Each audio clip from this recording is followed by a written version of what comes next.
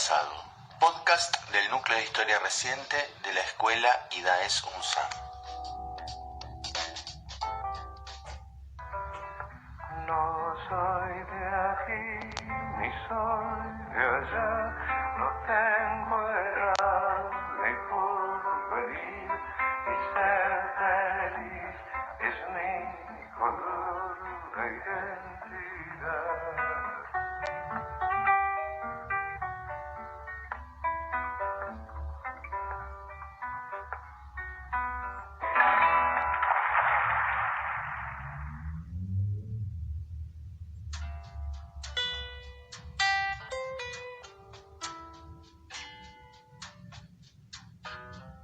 En los años 70 del siglo XX, muchos de los países latinoamericanos cayeron bajo el yugo de gobiernos autoritarios y de dictaduras militares. En América del Sur, las personas fueron perseguidas por motivos políticos, secuestradas, asesinadas y sometidas a regímenes clandestinos de represión estatal. Se trató de mecanismos atravesados por la doctrina de la seguridad nacional, que consideró a todo opositor un enemigo, capaz de ser eliminado física y políticamente. También, por primera vez en la historia de la región, se produjo el éxodo de millares de personas que tuvieron que dejar sus casas, a sus familias y a sus países para evitar la persecución política. Así, para ellos, empezó el exilio. Quienes partieron al exilio experimentaron una ruptura abrupta y desgarradora con su patria o lugar de residencia, y también con los imaginarios sociales, políticos y culturales que los hacían parte de una misma historia colectiva. Para el exiliado, toda la experiencia se vive en función de un retorno posible, esperado, deseado, y su vida cotidiana en el país receptor se construye desde la espera, desde un paréntesis temporal. Como escuchamos en la voz de Facundo Cabral, exiliado argentino en México, el exilio inaugura una identidad híbrida, difícil de definir.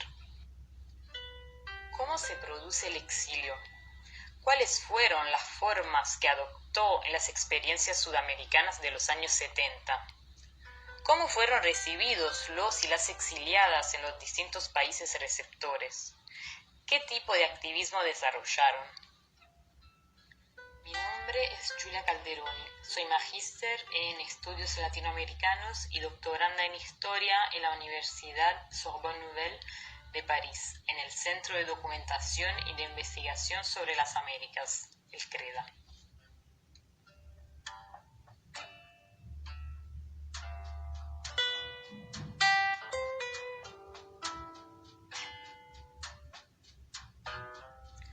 La palabra exilio viene del latín exul, compuesto por ex y solum, y su significado literal es fuera del suelo, fuera de la patria.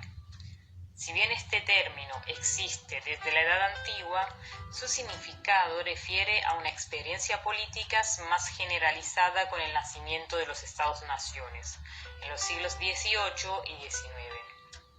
En el pasaje del siglo XIX al siglo XX, el exilio sufrió una gran metamorfosis. Dejó de ser una experiencia limitada a pequeños grupos y élites políticas para ampliar su impacto. Las dictaduras militares del Cono Sur generaron un exilio masivo y multisectorial. Fueron miles de personas y familias las que abandonaron sus países de forma compulsiva e inesperada. El exilio fue históricamente una práctica política para alejar a la oposición del poder. Por eso ha sido definido como un mecanismo de exclusión institucional, mediante el cual alguien involucrado en la política y vida pública es forzado o presionado a abandonar su país de origen o lugar de residencia, imposibilitado de regresar. El exilio es entonces una forma de represión. Es una de las formas en que un gobierno autoritario reprime a sus ciudadanos, como la tortura, el asesinato, el secuestro, etc. pero a la vez es una experiencia con múltiples formas y aristas, algunas vinculadas a nomenclaturas jurídicas y a disposiciones legales de expulsión.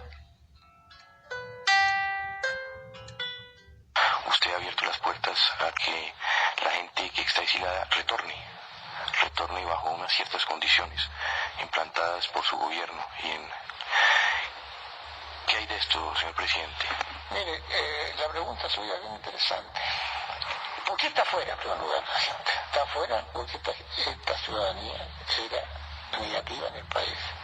Era gente que no llevaba la guerra civil. Si no hubiera habido, o si no hubiera existido pronunciamiento militar, en pocos días más venía la guerra civil en este país. Por eso está afuera. Se fue porque tenía encargo en su conciencia. Lógicamente nosotros no le podemos abrir las puertas a todos, en el sentido que pasen tranquilamente, después de tenía el país al borde de la guerra. Entonces se ha ido seleccionando la gente que entra al país, entra, pero de acuerdo con las condiciones y las características de cada uno. En Chile, por ejemplo, la dictadura utilizó los destierros para expulsar formalmente del territorio a todos aquellos que consideró peligrosos. Como escuchamos en el audio anterior, en 1983 Pinochet decía que los exiliados se fueron porque tenían cargos de conciencia. Esta dictadura reguló los retornos, gestionando permisos o prohibiciones de entrada y seleccionando a los que podían volver. En Uruguay y Argentina se produjeron exilios de opcionados, aquellas personas detenidas que lograron conmutar su pena de cárcel por la de expatriación. En estos tres países también se produjeron exilios bajo la forma de asilo, es decir, bajo la protección diplomática que pudieron brindar algunas embajadas cuando los suramericanos huían del terrorismo estatal. Otros exiliados fueron refugiados bajo el cobijo de ACNUR, organismo de las Naciones Unidas que los reconoció como perseguidos y como personas con necesidad de poner a salvo su vida y libertad. Los exiliados del Cono Sur dejaron el territorio bajo todas esas formas. Muchos de ellos incluso lo hicieron de forma silenciosa, camuflados en barcos y aviones como si fuesen turistas o viajantes sin más. Algunos escaparon cruzando las fronteras a pie. Otros fueron perseguidos por la Operación Cóndor y buscaron en América Latina un lugar de refugio. El exilio no afectó solo a los políticos, sino a cualquier persona vinculada al campo político, social y cultural, como intelectuales, profesores universitarios, sindicalistas, activistas, estudiantes, etc. También los músicos y figuras del campo cultural sufrieron la censura y la más despiadada persecución, como podemos escuchar en las palabras de la cantante argentina Mercedes Sosa. Desde el año 75, un año bastante siniestro para mi vida realmente. El año 75 yo estuve prohibida, yo tuve problemas en Tucumán para cantar. En el 75 también estuve amenazada de muerte cuando estaba en el Teatro Estrella. En el 75 pasaron muchas cosas, en el 76 peores, y en el 78 ha sido bastante angustioso. Se me murió mi marido, luego me operan a mí. Salgo de la operación y me empiezan a prohibir, pero de una manera sistemática. Entonces, ¿yo qué quiere que haga? Se me cerraron todas las puertas de trabajo, señor. Y directamente me prohibieron, sí, me prohibieron la actuación. Y la explicación después vino cuando me llevaron preso con 350 personas en La Plata. Ahí está. Canté Cuando tenga la tierra y nos llevaron preso a todos.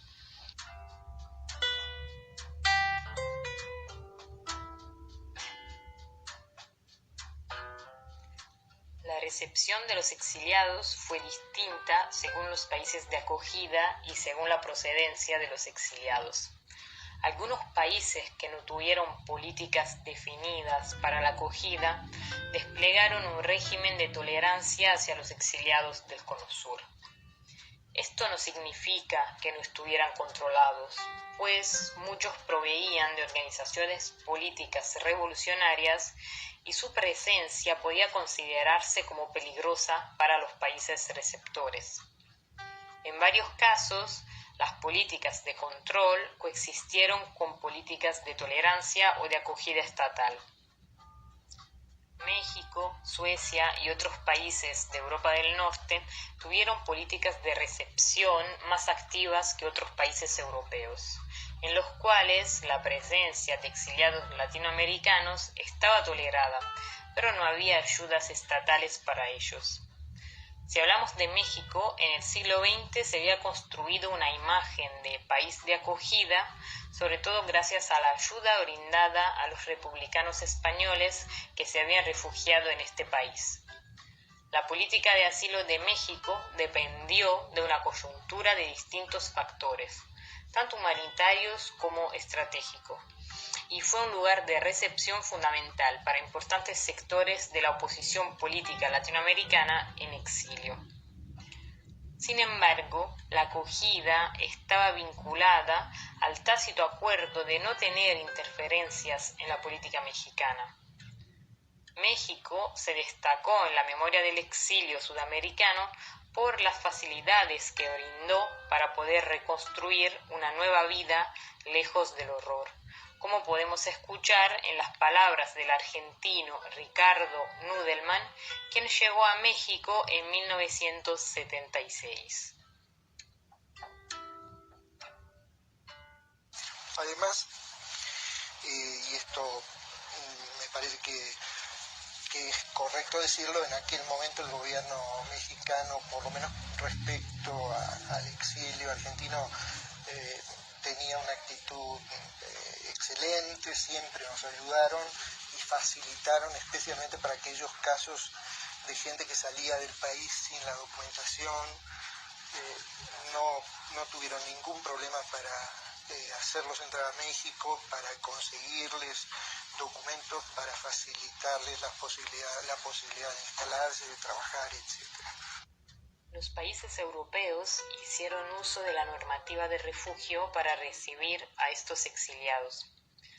Para obtenerlo, los solicitantes tenían que demostrar que sus vidas estaban en peligro por razones políticas, es decir, que existían fundados temores de que algo les pasara si se quedaban en su país de origen.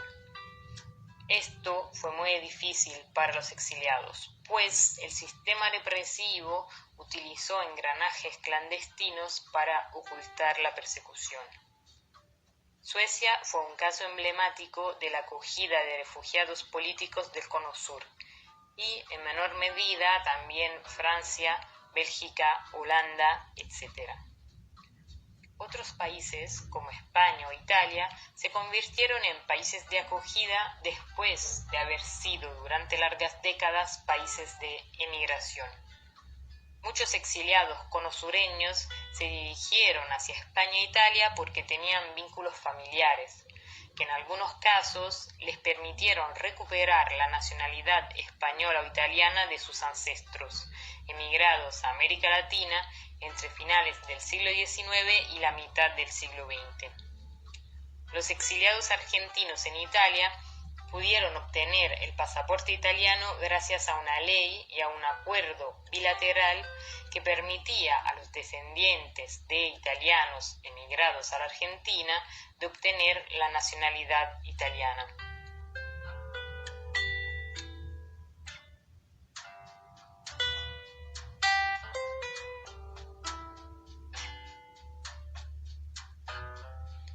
Una de las maneras de sobrevivir en el exilio, más allá de todas las dificultades concretas como la búsqueda de vivienda, de trabajo o el aprendizaje del idioma, era darle un sentido político al exilio. Por ello, durante los años 60 a 80, se fue desplegando un gran activismo por parte de los y las exiliadas. Por un lado, en el exilio hubo una recomposición de las organizaciones políticas y de otras organizaciones políticos revolucionarias, que intentaron continuar su proyecto político desde el extranjero. Por otro lado, hubo quienes se dedicaron a la formación de Comité de Defensa de Derechos Humanos y de denuncia de los regímenes autoritarios en sus países. Estos dos tipos de militancia no fueron excluyentes, sino que en ciertos casos coexistieron. Hubo miembros de partidos políticos u organizaciones revolucionarias que, más allá de su actividad meramente política, se comprometieron también con la denuncia de las violaciones a los derechos humanos, tejiendo redes transnacionales para cercar a las dictaduras y ahogarlas políticamente en el plano internacional. Ese activismo tuvo diferentes efectos sobre los regímenes autoritarios. En el caso de Chile, los exiliados tuvieron un enorme impacto en el aislamiento de la dictadura de Pinochet, gracias a su trabajo constante de denuncia y sobre todo gracias al enorme apoyo recibido en los países de acogida. En el caso de Argentina, uno de los mayores logros de los exiliados fue la realización en 1979 de la visita de la Comisión Interamericana de Derechos Humanos. Esto fue un punto de inflexión en el reconocimiento de los crímenes perpetrados por la dictadura argentina. En el caso de Uruguay, la denuncia de los crímenes de la dictadura de Bordaberry visibilizó también el largo encierro al que estaban condenados los prisioneros políticos y las condiciones de tortura. También permitió que se conocieran los primeros trazos de la coordinación represiva que se articulaba en el Cono Sur y que conectaba centros clandestinos de desaparición entre Buenos Aires y Montevideo. Pero, además, los exiliados uruguayos quedaron en la memoria social por el vuelo que realizaron sus hijos e hijas en diciembre de 1983, a pocos años de que se produjera la transición, como podemos escuchar a continuación. 25 de diciembre, cuando 154 niños se disponen a partir hacia el pueblo de sus padres. Algunos están allí, otros en tierras extranjeras, para encontrarse con sus familiares más queridos. La mayoría tienen a sus padres en la cárcel, en Punta Rieles o en La Libertad. ¿Tú qué vas a hacer a Montevideo? Voy a ver a mi madre que está presa en Punta Rieles. ¿Desde qué tiempo hace que no ves a tu madre? 2 años y 2 meses. ¿Y tú sabes por qué la encarcelaron? No, eso no lo sabemos porque no nos han dicho nada. Pero es por cuestiones políticas. Sí, eso sí.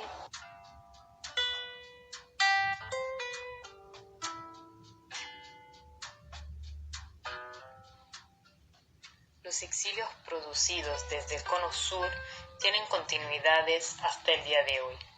Las transiciones a la democracia ofrecieron condiciones variables para el retorno, con políticas de reinserción más activas en algunos casos que en otros.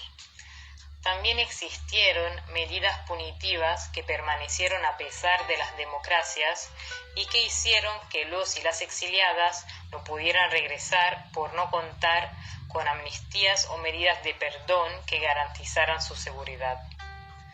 A pesar de haber sido una experiencia masiva, inédita, de mucho tiempo y que afectó a familias enteras, el exilio no cuenta hoy con un reconocimiento social del daño sufrido. Todavía no se reconoce al exilio como una violación de los derechos humanos, tanto como otras violaciones reconocidas, como el encarcelamiento ilegal, la detención en campos de concentración, la tortura, la desaparición forzada, entre otros. Los exiliados no son reconocidos como víctimas en los discursos políticos o sociales de hoy, y en muchos casos tampoco se recupera el gran activismo que desarrollaron para denunciar a las dictaduras por los crímenes cometidos. Todavía está anclada la idea, difundida por las dictaduras mismas, de que por algo se fueron, de que eran subversivos en el exterior, desacreditando la nación. Además, persisten los discursos sobre el exilio dorado, como si los exiliados hubiesen sido privilegiados frente a otros sectores de la población que vivieron el terror desde adentro. América Latina es un territorio marcado por sus exilios y hoy por sus batallas de memoria. Hijos e hijas del exilio reclaman: exilio nunca más.